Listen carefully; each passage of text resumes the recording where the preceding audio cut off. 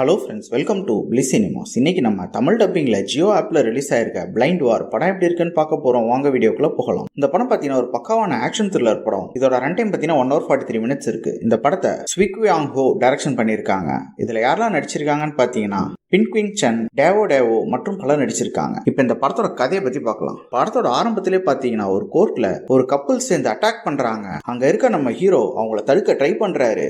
அப்போ நம்ம ஹீரோவோட கண்ணும் போயிடுது. அதே மாதிரி பாத்தீங்கன்னா அந்த கப்பல்ஸ்ல இருக்க ஆளை கொல்லவும் செஞ்சிடறாரு. அந்த லேடி நம்ம ஹீரோவை பழிவாங்கணும்னு துடிக்கிறாங்க. ஆனா அரெஸ்ட் பண்ணி கூட்டிட்டு போயிடுறாங்க. இந்த மாதிரி சிச்சுவேஷன்ல ஹீரோக்கு கண்ணு போனதுக்கு அப்புறம் பாத்தீங்கன்னா அவங்க பொண்ணு தான் அவங்கள பாத்துக்கிறாங்க. அதுக்கப்புறம் ஒரு டைம்ல பாத்தீங்கன்னா பொண்ணை யாரோ ஒருத்தர் கடத்திடுறாங்க. அது யாருன்னு கண்டுபிடிக்கிறதுக்காக நம்ம ஹீரோ கலாரங்கிறாங்க. அதுக்கப்புறம் இந்த படத்துல என்னென்ன சுவாரஸ்யமான சம்பவம் நடந்தது, அந்த பொண்ணை கண்டுபிடிச்சாங்களா இல்லையா, அதே மாதிரி அந்த லேடி நம்ம ஹீரோவை பழிவாங்கினாங்களா இல்லையா அப்படின்றதெல்லாம் ரொம்ப நீட்டா சொல்லியிருக்க படம் தான் இந்த பிளைண்ட் வார். இப்ப இந்த படத்தோட பாசிட்டிவ் நெகட்டிவ் பத்தி பார்க்கலாம். பாசிட்டிவ், தமிழ் டப்பிங் ரொம்ப நீட்டா லிப்சிங் கூட பண்ணி கொடுத்திருக்காங்க. படத்தோட இன்னொரு மிகப்பெரிய பாசிட்டிவ் பாத்தீங்கன்னா ஆக்ஷன் சீக்வன்ஸ் தான். படத்தோட ஃபர்ஸ்ட் சீன்ல இருந்தே கடைசி வரைக்கும் வர ஆக்ஷன் சீக்வன்ஸ்லாம் ஒன்னு அல்டிமேட்டா ரொம்ப சூப்பராகவே இருக்கு. படத்தை நம்மளால சூப்பரா உட்காந்து ஆக்ஷன் சீனுக்காகவே பார்க்க முடியுது. நம்ம ஹீரோ கண்ணு போனதுக்கு அப்புறம் அவர் எப்படி எல்லாம் கஷ்டப்படுறாரு அப்படின்றதெல்லாம் ரொம்ப நீட்டா காமிச்சிருக்காங்க. அதே மாதிரி பொண்ணை காப்பாத்துறதுக்காக அவர் என்னெல்லாம் பண்றாரு அப்படின்றத ரொம்ப நீட்டாவே காமிச்சிருக்காங்க. அந்த சீன்லாம் பார்க்க இன்ட்ரெஸ்டிங்காவே இருக்கு. பெர்ஃபார்மன்ஸ் வைஸ் பார்க்கும்போது படத்தில் நடிச்சிருக்க எல்லாருமே ஒரு சூப்பரான பெர்ஃபார்மன்ஸை கொடுத்திருக்காங்க. குறிப்பா ஹீரோ அல்டிமேட்டான ஒரு பெர்ஃபார்மன்ஸை கொடுத்திருக்காரு.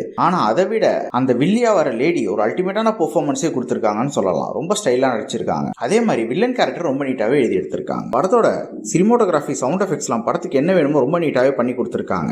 கேரக்டர் ரைட்டிங் ரொம்ப அல்டிமேட்டா எழுதிருக்காங்க. அது ஹீரோ கேரக்டரா இருக்கட்டும், வில்லன் கேரக்டரா இருக்கட்டும், அந்த கப்புள்ஸ் கேரக்டரா இருக்கட்டும், எல்லாத்தையுமே அல்டிமேட்டா எழுதி எடுத்திருக்காங்க. ஆனா ஸ்கிரீன் பிளேஸ் பார்க்கும்போது ஓவரளவு ஆவரேஜா தான் எழுதி எடுத்து வச்சிருக்காங்க. அது இன்னும் கொஞ்சம் நல்லா எழுதி இருந்தாங்கன்னா படம் வேற லெவல்ல ஒரு படமா வந்திருக்கும். குறிப்பா பாத்தீங்கன்னா சில சீன்ஸ்லாம் ஏன் வச்சிருக்காங்கன்றே தெரியாத அளவுலாம் எழுதி எடுத்து வச்சிருக்காங்க. அதெல்லாம் கட் பண்ணி தூக்கி இருக்கலாம். பல சீன்ஸ் வந்து ப்ரெடிக்டபிளாகவும் லாகிங்காகவும் இருக்கதான் செய்யுது. கிளைமேக்ஸ்லாம் பாத்தீங்கன்னா பயங்கர ப்ரெடிக்டபிளாவே இருந்தது. யாருக்கெல்லாம் ஒரு ஒன் டைம் வாட்சபிள் படம் பார்க்கணும் அதை ட்ரை பண்ணி பாருங்க. படத்துல அடல்ட் கண்டென்ட் இருக்குன்றதுனால ஃபேமிலியோட பார்க்காதீங்க. இன்னொரு வீடியோல சந்திக்கலாம்.